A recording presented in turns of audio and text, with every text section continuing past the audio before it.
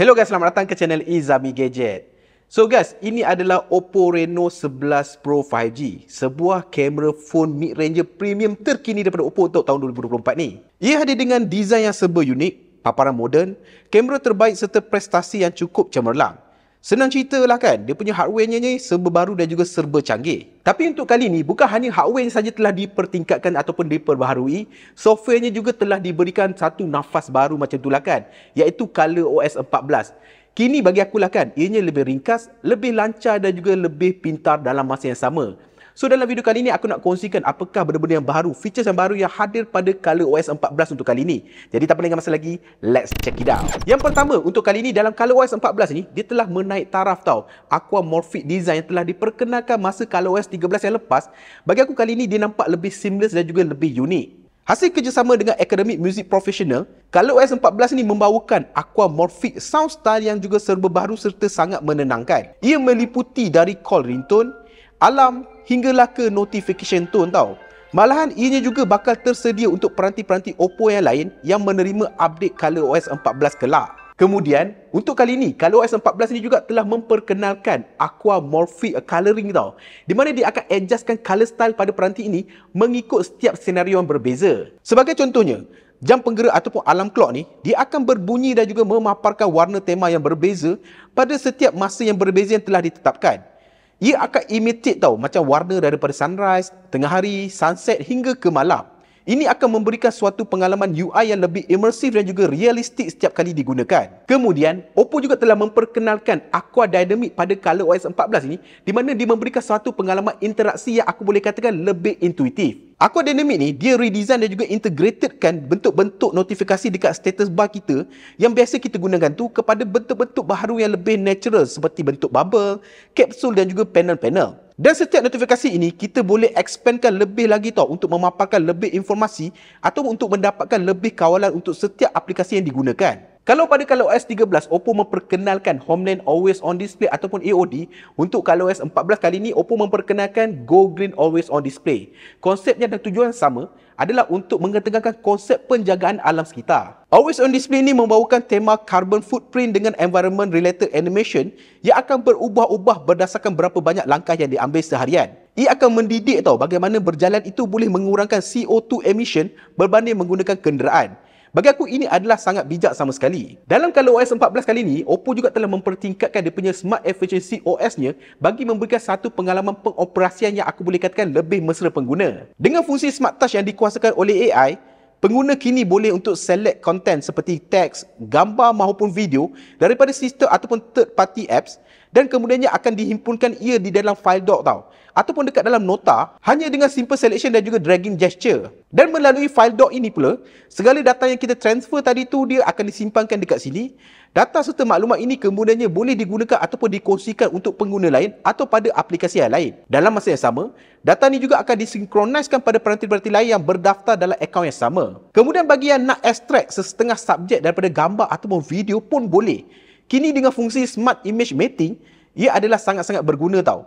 Korang hanya tap and hold subjek tersebut, AI akan kenal pasti dan juga potong sehingga 6 subjek daripada gambar tersebut dan kemudiannya boleh disimpan maupun dikongsikan terus pada aplikasi chatting yang tersedia. Bagi aku ini adalah sangat pintar serta menyeronokkan. Hasil kombinasi fungsi Smart Touch dan juga Smart Image Mating ni yang kemudiannya kita boleh himpunkan dekat dalam file doc tersebut, maka ia akan membantu proses kreativiti kita dalam penghasilan nota yang bukan saja memudahkan, malahan unik dalam masa yang sama. So kini ucapkan selamat tinggal pada nota yang membosankan. Dan dalam ColorOS 14 kali ini, dia bukan hanya berkenaan dengan rupa yang baru, fungsi yang baru saja, ia juga kini menjanjikan pengalaman yang lebih lancar untuk jangka masa yang panjang.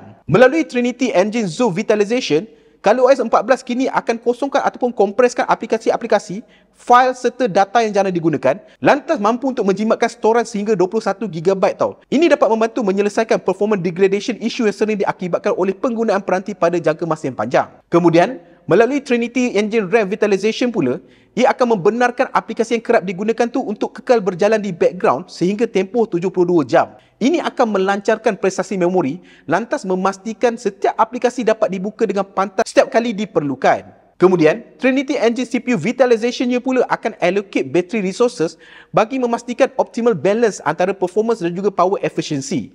Hasilnya, prestasi yang cemerlang dan juga penjimatan bateri. Dan dengan fast charging yang terbina, kini fungsi smart charging adalah sangat-sangat penting bagi mengawal pengecasan berdasarkan penggunaan serta keperluan. Ini dapat mengelakkan unnecessary battery wear over time. Dan dalam banyak-banyak perkara lah kan, privacy adalah satu perkara yang Oppo tak pernah kompromi langsung selama ini. Dan kini pada ColorOS 14 ni, ada banyak fungsi-fungsi keselamatan telah dinaik taraf. Sebagai contoh, fungsi Picture Keeper, ia akan memastikan tiada aplikasi akan menyalahgunakan kebenaran untuk menggunakan gambar ataupun video personal pengguna dalam peranti-peranti Oppo ini. Ini dapat menjamin privasi gambar dan juga video pengguna-pengguna melalui update terkini ColorOS 14 ini. Kemudian, fungsi Auto Pixelate adalah sangat-sangat membantu bagi menyembunyikan informasi sensitif dalam tangkapan layar yang diambil sebelum dikongsikan kepada pihak ketiga. Bagi aku, ianya sangat-sangat mudah dan juga sangat-sangat bijak mengenai pasti apa yang patut dan juga boleh disembunyikan. Selain daripada itu, ada beberapa perkara telah ditambah baik ataupun diwujudkan pada ColorOS 14 kali ini bertujuan untuk memberikan lebih kawalan pengguna pada peranti mereka. Antaranya, kini kita dah boleh setkan kadar segar semula bukan sahaja secara auto, malahan berdasarkan setiap aplikasi yang dirasakan perlu. Ini dapat memberikan kawalan lebih dan dalam masa yang sama dapat menjimatkan bateri ketika perlu.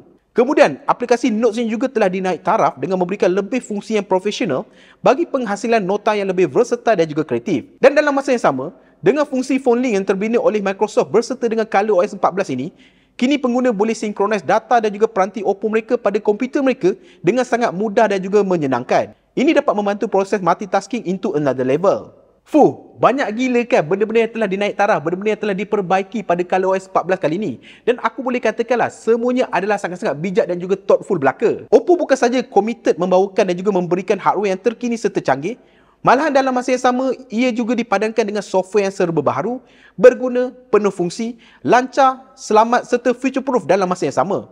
No wonder lah pengguna-pengguna Oppo ni ramai yang setia bila mana menggunakan peranti Oppo mereka. So guys, macam mana guys? Pada pendapat korang lah kan, dalam banyak-banyak perkara yang aku ceritakan tentang ColorOS 14 serba baru ni, yang mana satu yang korang rasa menarik yang korang akan gunakan nanti pada peranti Oppo korang?